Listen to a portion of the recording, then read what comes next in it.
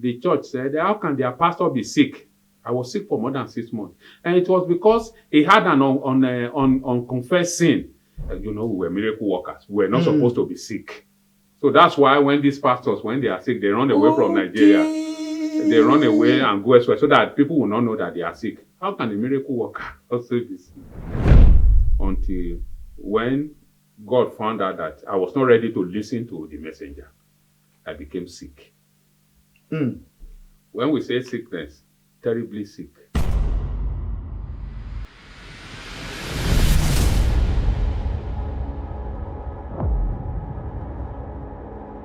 Who used to go to the bush to get goods for me. So where he asked me to bring the money was an hotel. So I carried the money. As at that time, I think the money was about 15,000 or 20,000. I'm talking about 1994, 95. 94, 95. Yes, 94, 95. The money was valuable then because I remember I started the business with 90,000. I started that cocoa merchant business with 90,000. That 90,000 then, it was a friend who asked me to use it to start business. What I wanted to use that 90,000 to do was take higher purchase of a Datsun Loretta. So that you know the value of 90,000 as at that time. I wanted to buy a car. So we have a man in my place who used to give a higher purchase. The price was about 150 if you buy. But if you do higher purchase, you start with 90,000. So I had the money. So I told my friend that I want to go and take the Datsun Loretta. Particularly, I love that song. I was working and all of that. It was a very prestigious car then. So my friend said, instead of taking a purchase, put this money, this season in cocoa business. Buy cocoa, sell. Before the end of the season, you will get enough money to go and buy that instead of trying to go and buy higher purchase. That was how I started. So the reason I mentioned that was I want you to know the value of what 90,000 was as at that time. So that 15,000, I was to take it to one of my boys who will go to the village, buy goods and bring to my store. I have a store. My store is still there. In fact, when I travel home recently, I still the store there and all of that. Now, I went to the place. I did not meet the guy that I was to give the money. So I was afraid to wait because the guy may arrange for people to corner me where I waited, knowing that I was coming. Knowing the amount of money that was with me. So I decided to leave the hotel and go elsewhere and come back later to see whether he had come. So while I was walking out, I had some people praying or singing. So I said, instead of going home, I was a pastor. Let me go and join these people. Let me stay with them for some time. Anywhere people are praying or singing, I'm always the main purpose of doing that was to protect yourself from being attacked by anybody because of the money that was good. So I went there and I sat down. Fortunately, it was a house fellowship of a church. I didn't even ask which church or whatever. It was your intention was just to be protected. To stay there for some few minutes. So after staying there for about 30 minutes and all that, I left. I stood up to go out and go and check that guy, whether he had come. Then a man just followed me outside as I walked out and said, "Who are you? We saw you come in and then we saw you leave. Hope no problem." I said, "I'm sorry, sir.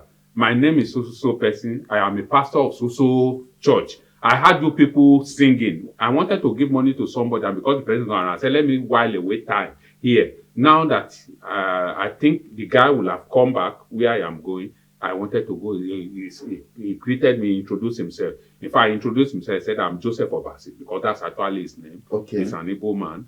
And he said, "I am the preacher. We came here for a house fellowship." I said, "Which church?" He said, "Church of Christ." Church of Christ? Church of Christ? I've not really heard of Church of Christ. That was the first time of you hearing the name Church of Christ. Yes, Church of Christ. Because Church of Christ was not part of our Pentecostal fellowship now, so I've not had anything like that. I said, "Where are you located?" He told me, "Okay, dog." And all of that. I said, "Okay, that's very fine." It's okay, sir. I want to go and see the people I came to say thank you. I took it. So I said, "Where do you live?" And I told him where I live. He said, "Are you sure you live on that street?" I said, "Yes, that's the street where I live." He said, Do you usually see a Volkswagen parked in a particular house on that street?" I said, "Yes." I said, "I used to see a Volkswagen." We learned that the man who used to park it, he said, "Look at that Volkswagen there." So I said, "Oh, we said, I live on the same street with you now." And so I said, oh, okay. I used to say, I said, I didn't know. So I took him. He said, where's your house? I now described, I was living in my father's house. I now described my father's house. So it ended there. For 1 month, for 2 months, my mind was not there. Just one day, I had somebody knock my door. I opened, behold, it was him. How are you, sir? Oh, welcome. He sat down. You say his name is Joseph Obasi. He's Joseph late now. Obasi. Okay. He's from Ngopala in Imo State. Okay. Yes, Ngopala in Imo State. He's late now. So he entered the house, he greeted me, and I welcomed him. Now he started talking to me.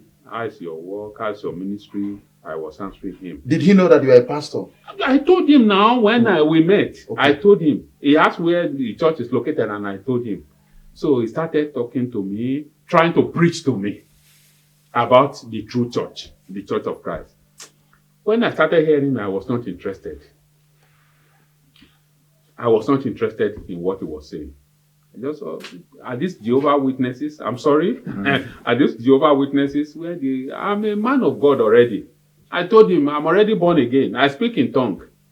And all of that. I have the spirit of God. So what is he going to say? I was saying that in my mind. Within and you, all of that within were... me. So by courtesy, I just allow him to say whatever out I of took respect out of and respect. courtesy, He was yeah. another man and all that.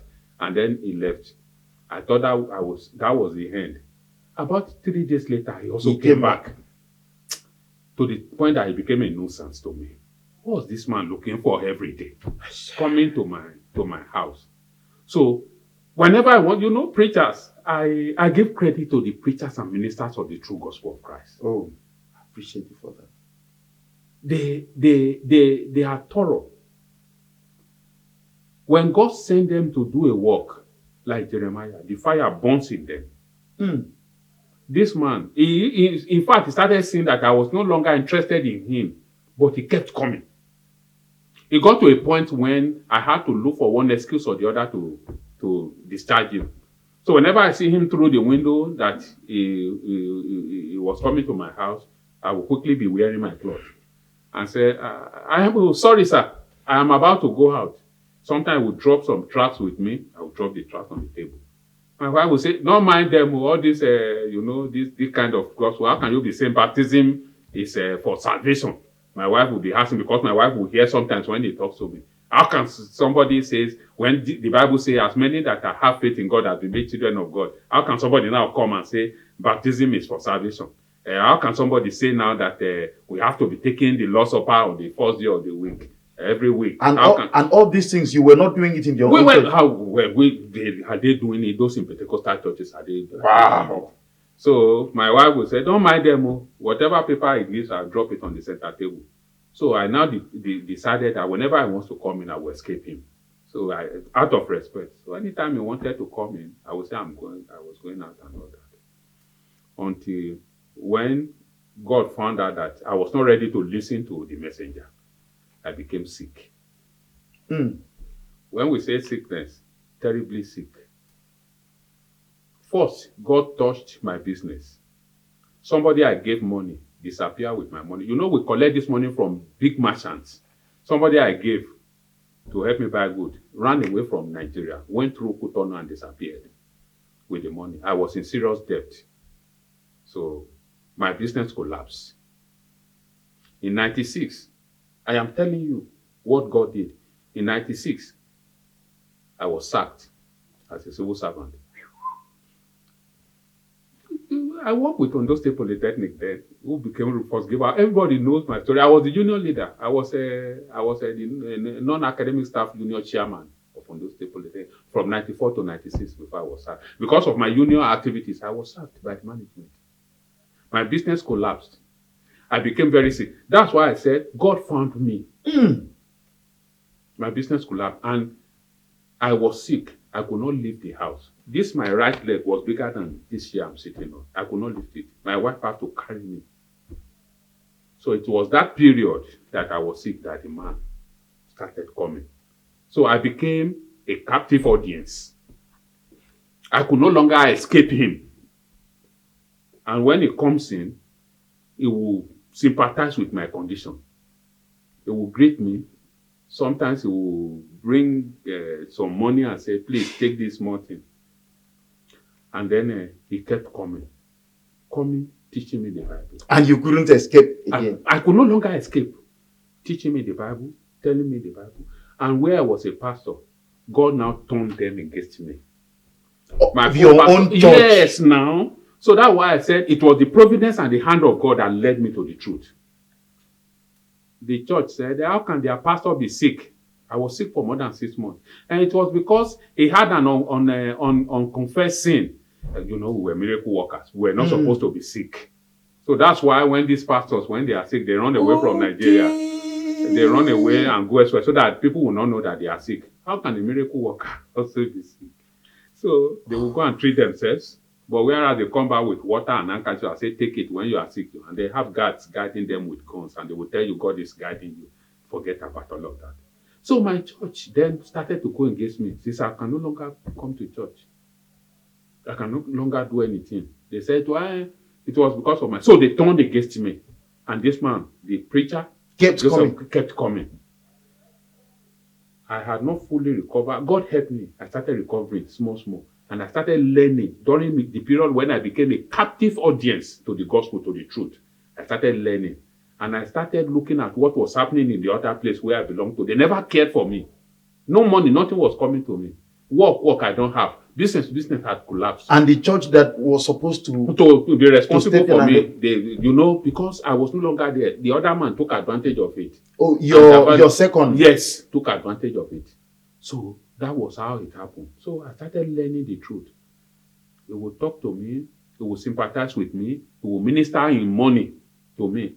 Like I said, I was relatively a rich man before all those things, but God brought all those things down. Someone that had money to go and buy Dasun Lore at that time. I had nothing. In fact, I slept in police custody for 4 days when I was arrested for that money that I said somebody took away. The person who gave me the money took me to police. And I stepped. Maybe that was what even caused my sickness. I came back. So everything scattered. It's a long story, brother. And at the end of the day, to cut the long story short, it was when I was recovering from that sickness that I now decided to be baptized into Christ. It was the Volkswagen that they brought that took me to the river. The same Volkswagen that they had. They managed me to the water. I was baptized still in my sickness. There are long stories around that. So when I was baptized, I thank God for the truth that I received. And God made me to recover from that illness. So, sir, after your baptism, what was your experience?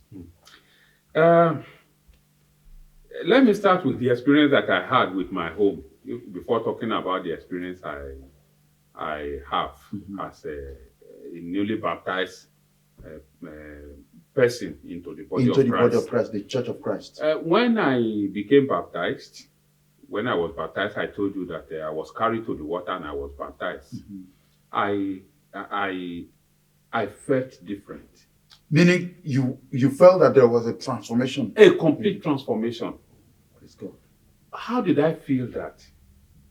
Because of my knowledge of what God expects of me. And the fact that I realized that I had done things that I was not supposed to do in my course of being a pastor. The day I accepted to be baptized and I was taken to the river and I was baptized, I came out of that water happy that my past, the past that I was trying to manipulate had gone. Like the example we saw in Acts chapter 8 when the Ethiopian eunuch was baptized. And the Bible says he went on his way rejoicing. I had that same feeling, rejoicing that I found the truth. Because like I said at the beginning, I'm a person who loves the truth. Only my zeal was not according to knowledge. So now when I got the knowledge on how to serve God and I was baptized, I felt relieved that I'm leaving the past behind. And then that was my first experience. Okay. Nonetheless, I faced serious persecution when I was baptized. Not from anybody, but from my own wife. Okay. When I was baptized, my wife was not baptized because she was not convinced as at that time of my faith, of what I believe, now being baptized into the Church of Christ. I could remember some few incidences when my wife She was still attending with my church. Your former church. My former church. Okay. So I remember some incidences where my wife we were living in a room and a parlor. I would be in the room. My wife will come with members of the church to come and do night vigil in the sitting room in the parlor. Members of your former church to come and do yes, night prayer. vigil and night prayer. And the purpose usually was to cast out the demon that is in me. Oh, King of Glory. Because now I have gone to somewhere she doesn't understand. So you'll be hearing, God, take him back. God, bring him back. He had gone the way of this and that. Casting demon from me, or casting evil spirit, because I found the truth and I'm now in the right path. But she didn't know. She thought she was trying to help me to bring me back to, the kind of belief and the practices that I was doing in the past. You can imagine a woman whose husband was a pastor, who was a miracle worker, who was a founder, who was honored, now for me to now be a member in a small church and all of that. Called Church of Christ. That is not even known. That is not part of Pentecostal Fellowship of Nigeria, not part of CAN, not part of anybody. Nobody knows about them. They have a small house somewhere, and they are about maybe about 20 or 30 who are members of that church in that community. So how come? And all of that. So my wife did not believe in that at the beginning. So I faced serious persecution. She refused to sleep on the same bed with me for about a year. She barely cook. If she cook, and if I have any... in attempts to make sure that... She was dissatisfied with my the step I took. And that's what the Bible says. You will face persecution in the world. Okay? And then in the book of John chapter 15, Jesus Christ said, a servant cannot be greater than the master. If I was persecuted, you will also be persecuted. So I faced that first persecution from my own wife. And casting demon, telling people that I've backslided from the faith and all of that. Because she had, when I was told that all these miracles are just arrangements,